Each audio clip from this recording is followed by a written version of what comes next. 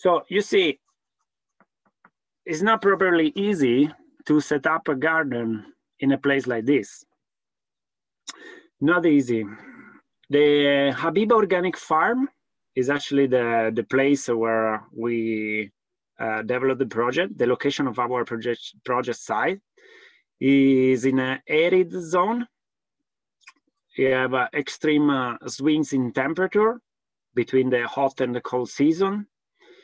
Due to the low level of humidity in the warmer months, this is a good thing. Diseases are less concerned in other places. So, you know, when we see something, we have to get the perspective of the things in the neutral way, because everything, it could be bad or good depending on the perspective that you have.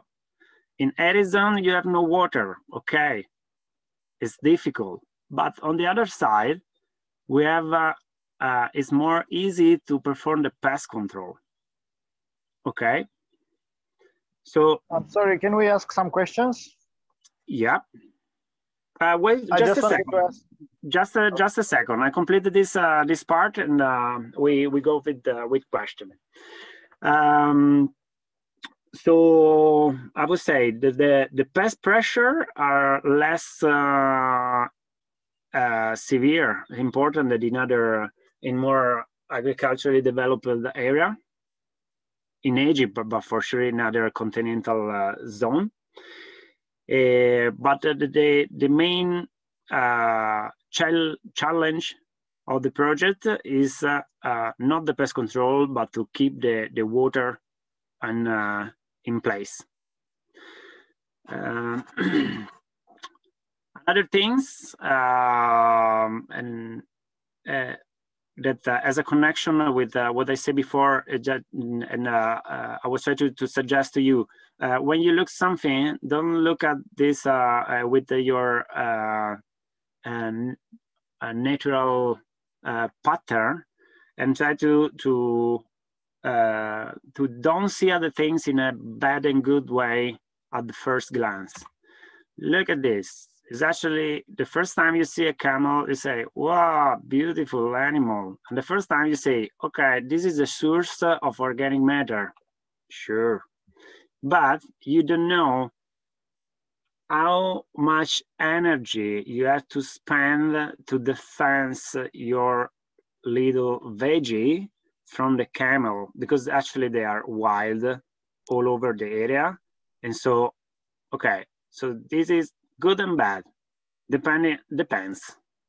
It depends on how it's possible to be managed, and how much energy and, you know, cost against benefit on how you can manage the resource and boundary that you have in place. Okay, we can have the question. It wasn't very clear for me what the objective of this farm is, as in more specific objective. I understand you want to go get some vegetation, that's what you said, but what exactly? Because earlier you said you wanna store water for the whole year, but before that you said you just want to infiltrate water. Maybe I didn't understand properly. So my question is, what is the objective? What do we want to achieve in regards to vegetation? Good question. So we go in deep on this.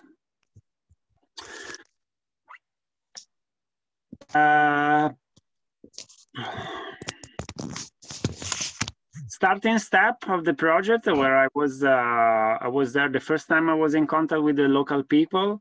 What I discovered, there was already a farm. There was the Habiba Organic Farm.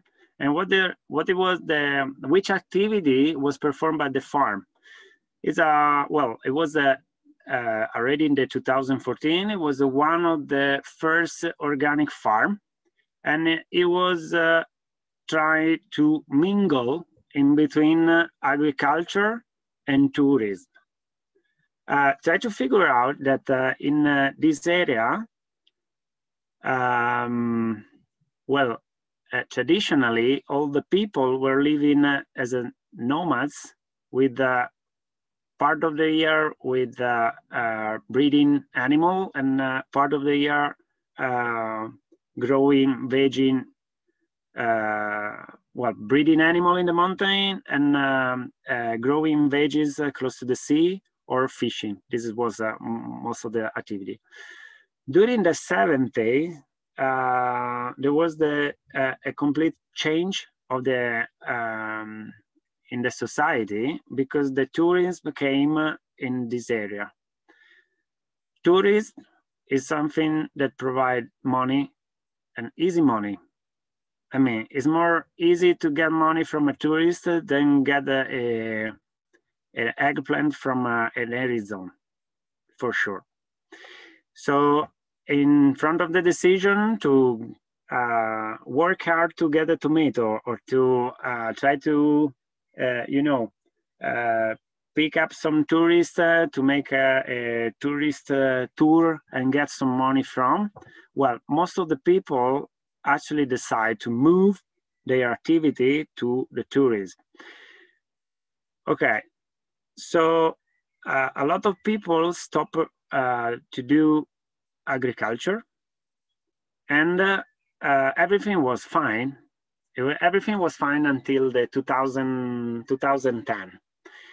After that, for I would say for the revolution that the Egypt had, so la primavera araba, the spring season of the Middle East, is actually performed well. Actually, has several impact. One of the impact, it was the not the complete stop, but actually a huge decrease in the tourism. So this is what I found in 2014. Actually, a lot of people, it was unemployed, with no money, no tourists, and no more the traditional knowledge to use to grow veggie in the arid zone. So the question to us was, please, can we do something on education to come back and to get back the traditional knowledge and to share with the people that actually understood that it's not possible no more to survive only with tourism and that want to get back to leave this place, coming back, breeding animal and growing veggie. So this was the question to us. I say, well, for sure, we can jointly with you, we can write a project and try to understand if there is something that is possible to do. So we wrote a project with an objective. For me, is actually the main objective, it was to increase the water capacity and food capacity of the place, because without this, it was not possible to do anything. The project, well, it was scheduled to be complete in 4 years. The budget, the money that we got from the Valdesian Church, it was 40,000 euro. So the idea, and so in this way I will come back to your question, is actually we try to don't do anything that it was different from what it was already there, but to get a further step. So we'll say, okay, there is a farm, and actually it's something really different from the other. It's already looking at organic farmer, looking at the tourism, but sustainable tourism. So it's okay. What is missing? What is possible? What is the additional brick that we can add is something related to education, because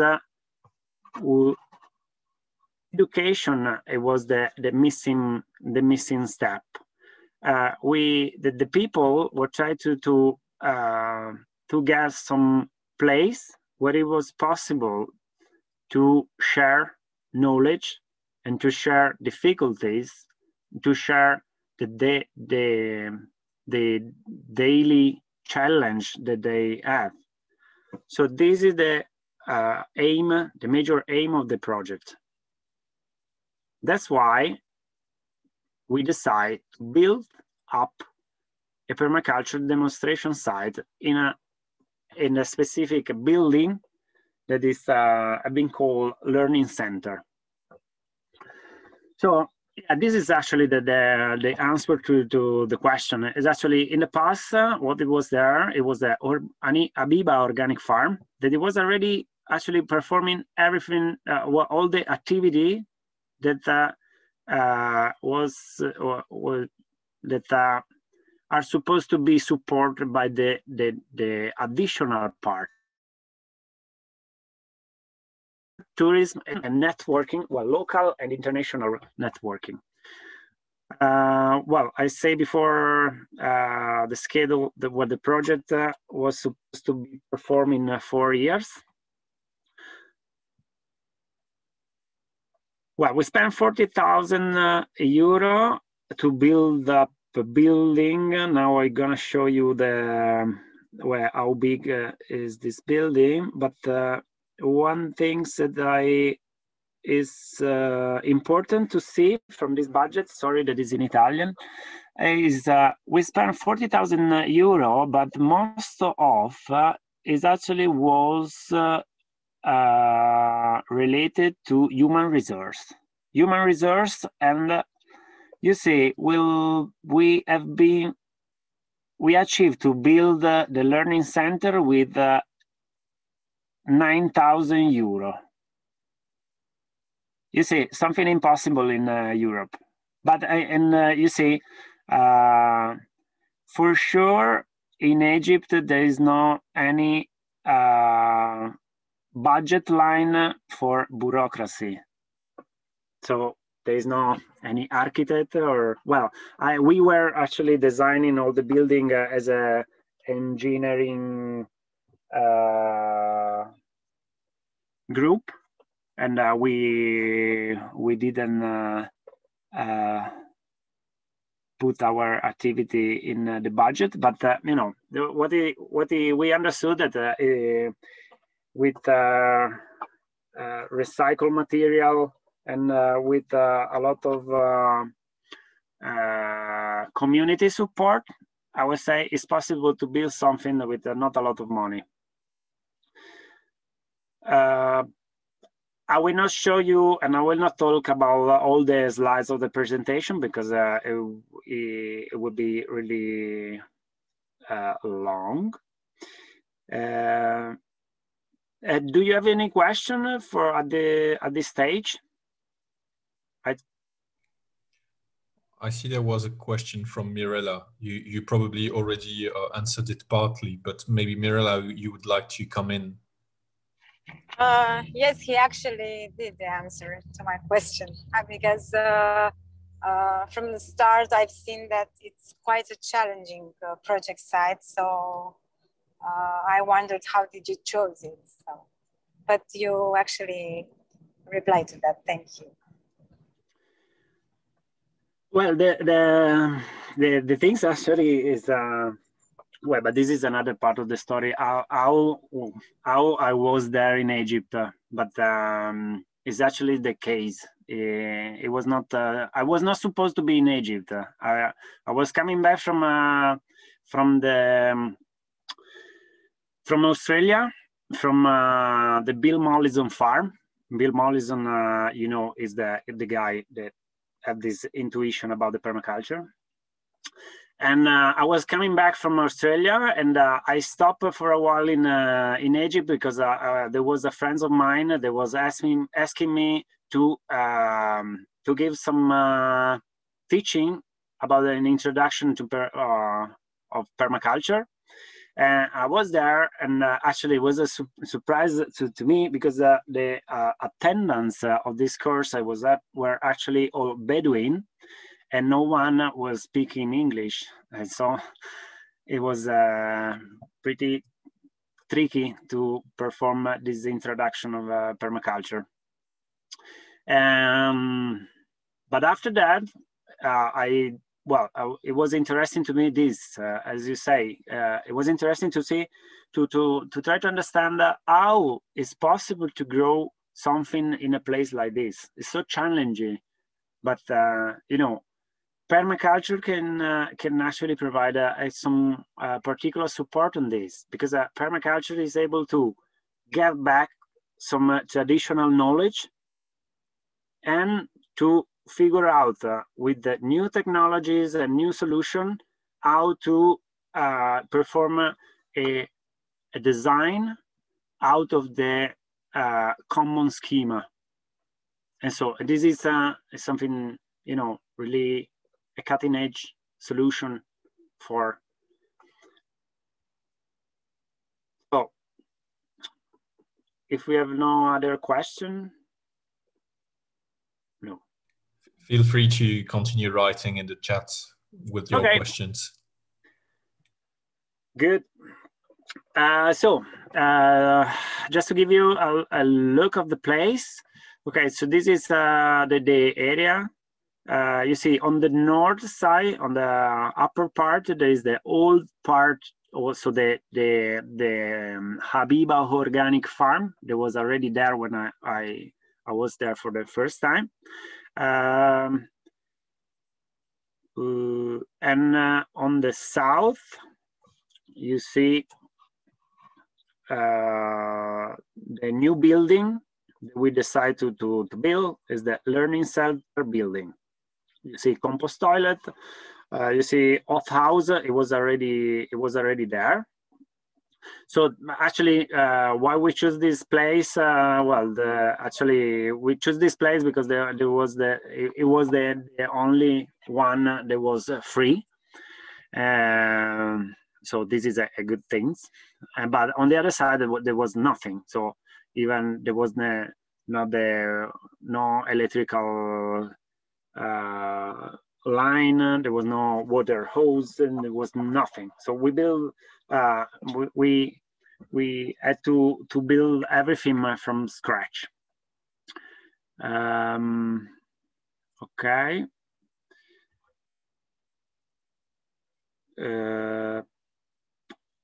What is important? So this is a description, a map of the old part. I will not spend a lot of words on this. The only things, because it's important for the further slides, you see on the left, what I found a water reservoir.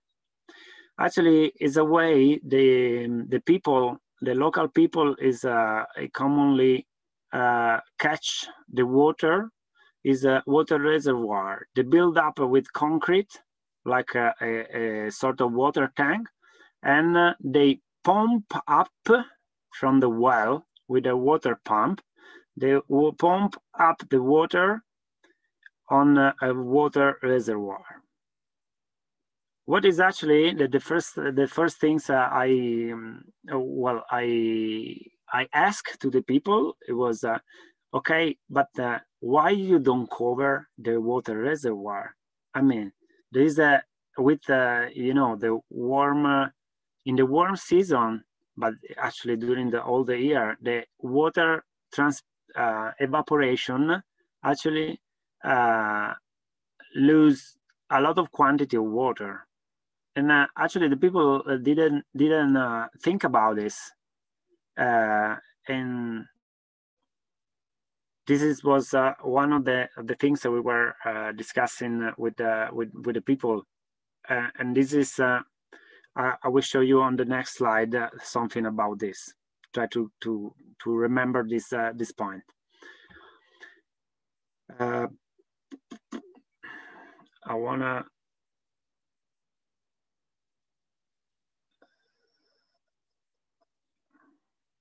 Okay, so learning center. But what is the aim of this learning center? It's actually why we build these things. We say, okay, because an important asset that we want to support is education. Okay, but education of what? So what we did a survey with the local people to try to understand what was the education they were trying to get, and we got some discovery for this, because the main problem, well, between the list of problems that we discover, were like three different things. First, children. Most of the children are Bedouin, and they have no sufficient education, because during the year they spend several months in the mountain with the father, mother breeding animals, and so they stop going to school, and so they have a different scholarship in front of the other local people, and most of the time the school well, is not sufficient, has no even space for all the kids. So most of the Bedouin kids actually they spend their childhood alone in the streets, actually providing education by themselves. So we say, okay, a learning center should provide some support to the primary school. Okay, primary education was one. Then from the survey we did, we discovered another things. Actually, women were not,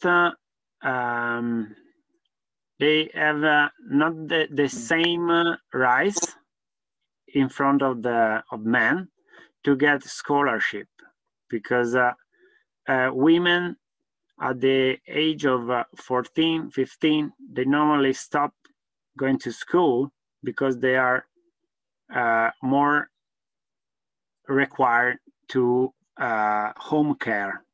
So they stay more at home, and so they actually they have not such a lot of possibility to get education from one side, and to get actually other possible connection with other people. So second step, women. And the third step, it was about agriculture, because a lot of farmers were coming to us and to say, okay, there is no money from the tourist business. Okay, we want to grow back our veggie to get some money from. Okay, how is possible to grow this? Okay, education.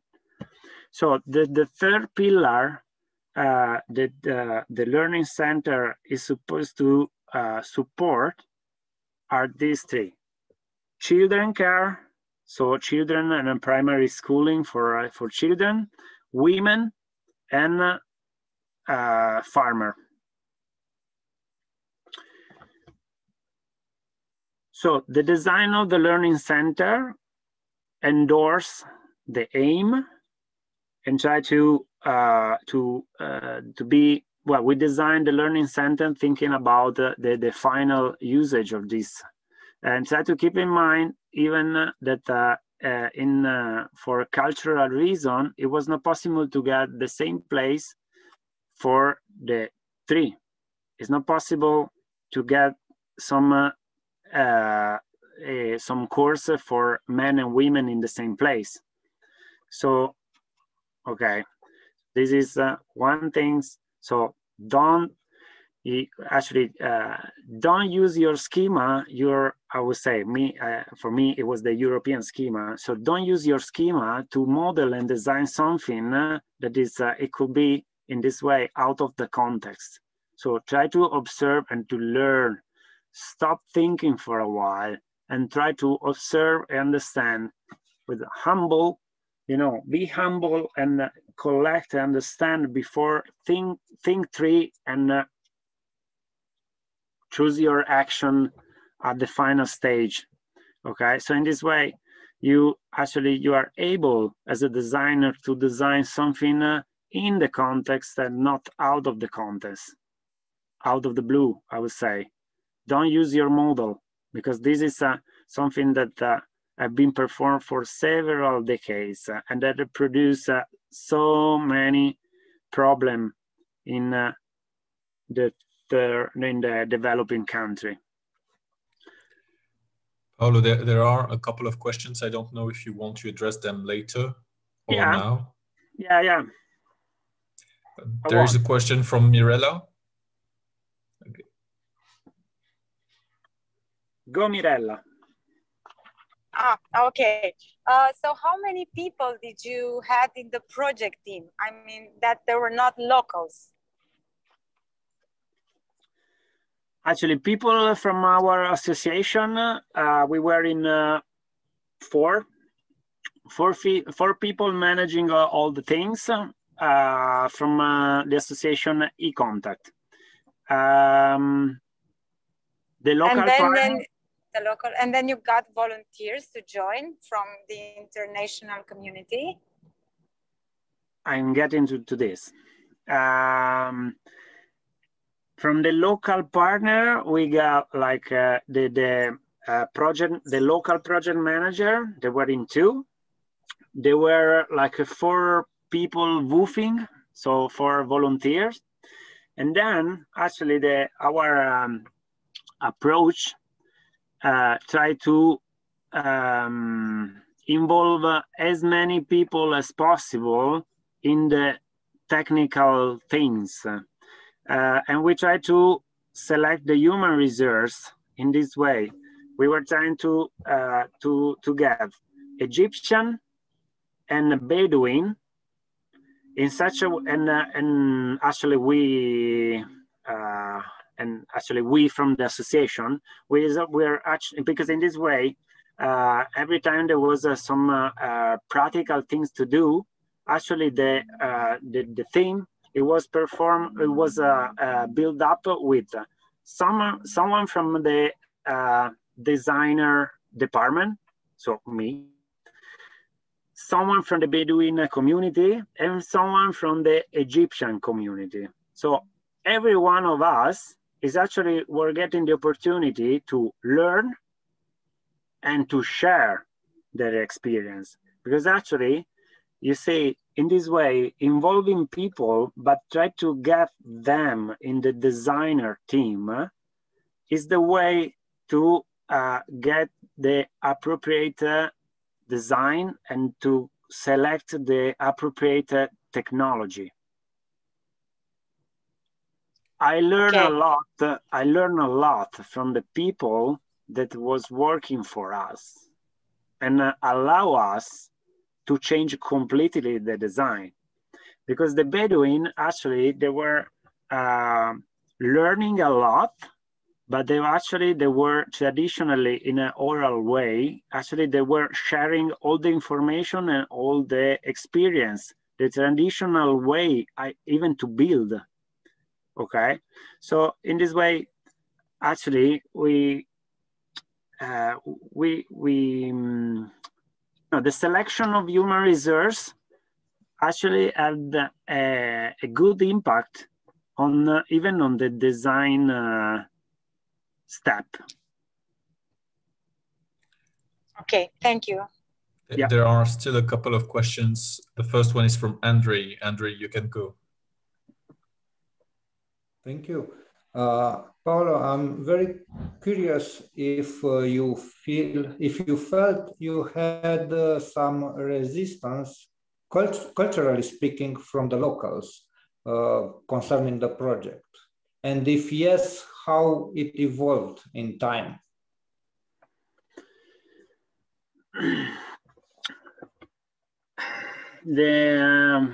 Well, actually, the language is,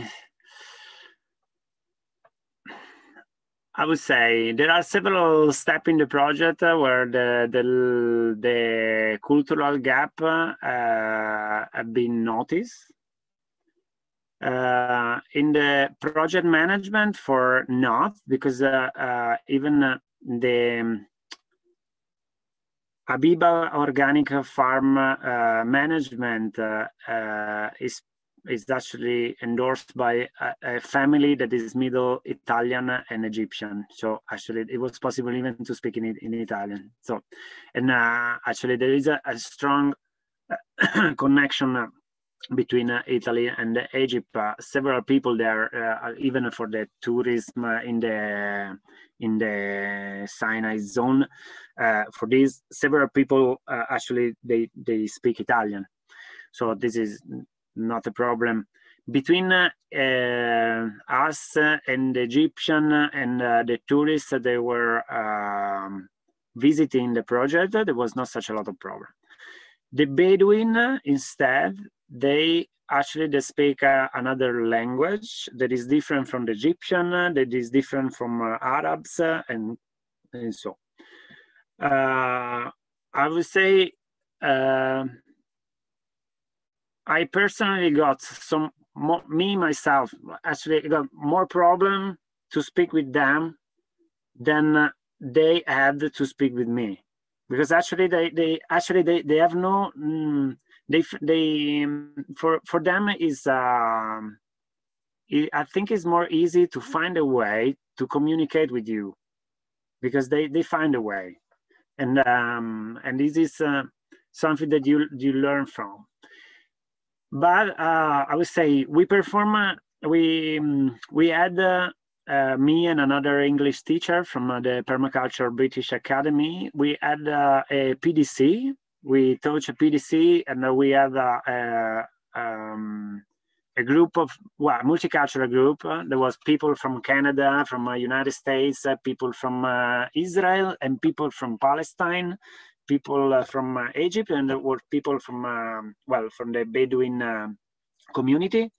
And actually, it was possible. We performed the teaching in English and in Arab with translation. But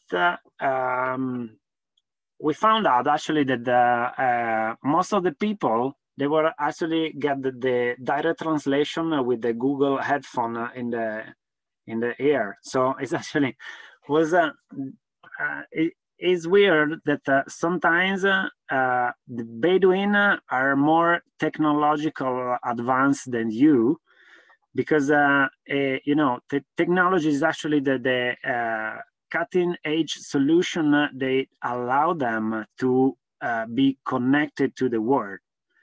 So, you know, maybe you don't know how to communicate with them, but they already understood you. So, yeah, thank you. Yeah. There is just one last question from Gabi relating to his previous question. Gabi, feel free to come in. Okay, yeah, I just wanted to ask, so I understand you have a working farm, you have a site around the farm that is basically barren, has vegetation in it, and you want to increase food and water capacity, and you want to get more vegetation. But what exactly are you doing? Are you growing something? Are you not growing something? What practical things are you doing on the ground, apart from education? I mean, just in relation to agriculture or animal growing or whatever.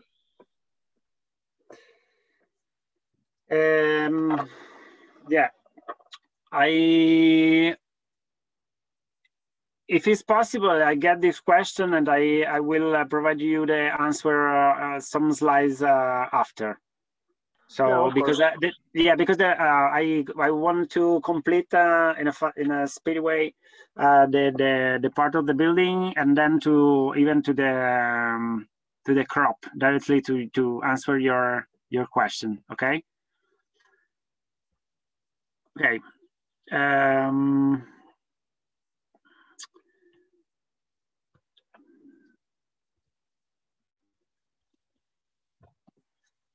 Yeah, so this is a well, this is either will go in the direction of the answering the question. Is actually there are several small activity small practical activity that could be performed to allow the a possible agriculture. So there's not any a single solution that allows you to have a farm in a place like this, because there are several things to be solved. Water, organic matter, protection from the wind, protection from the wild animal. There are several things that have to be performed. So there's not a single solution. Okay, so there's not any.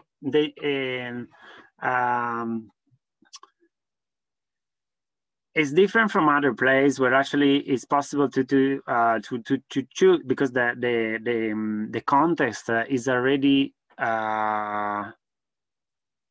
in a good shape to allow you to do agriculture.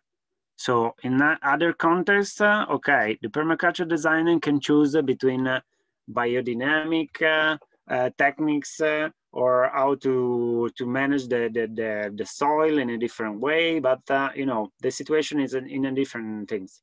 Here, the first step is to allow the nature to survive. This is the first step. When you achieve this step, you can go farther to grow veggie and whatever you do. But the first step is essential, because you have to protect. Even, you know, it's not only the poor soil the problem, it's actually that there is not any, I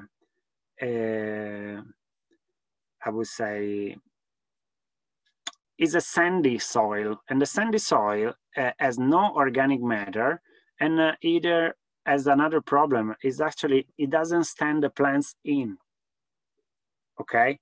So it's difficult for a pioneer plant to grow there because there is no water, there's no organic matter, but it is not even either able to keep their stability and to be stable in the ground.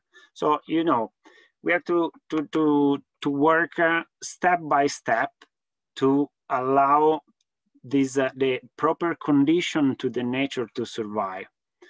So with a lot of activity that could be performed and done, this is an important things for the designer.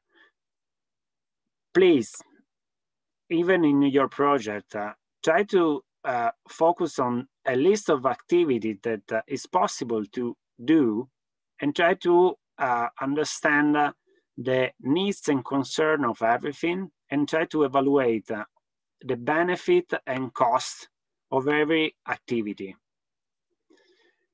And try, because you cannot do and perform everything at the same time, try to figure out which is the priority. First of all, perform all the things that have cost zero, but high benefit. So this is to, if you remember, I was talking before about the water tank and a water reservoir. Okay, water tank and water reservoir are not covered. What is the cost to cover the water tank? Zero. Which is the benefit? A lot, because there's no any transpiration and evaporation of the water, and so you save in this way with an activity with cost zero and a huge benefit. You save a lot of quantity of water. Okay, so this activity I will perform first then other activity. So keep in mind this approach. Okay, so this is the schema. This is the schema of the building. As I told to you before, we have two different places with for sewing for women on the left, another place for children, and for men. So, you know, different place without doors to allow the people to go in between. So this is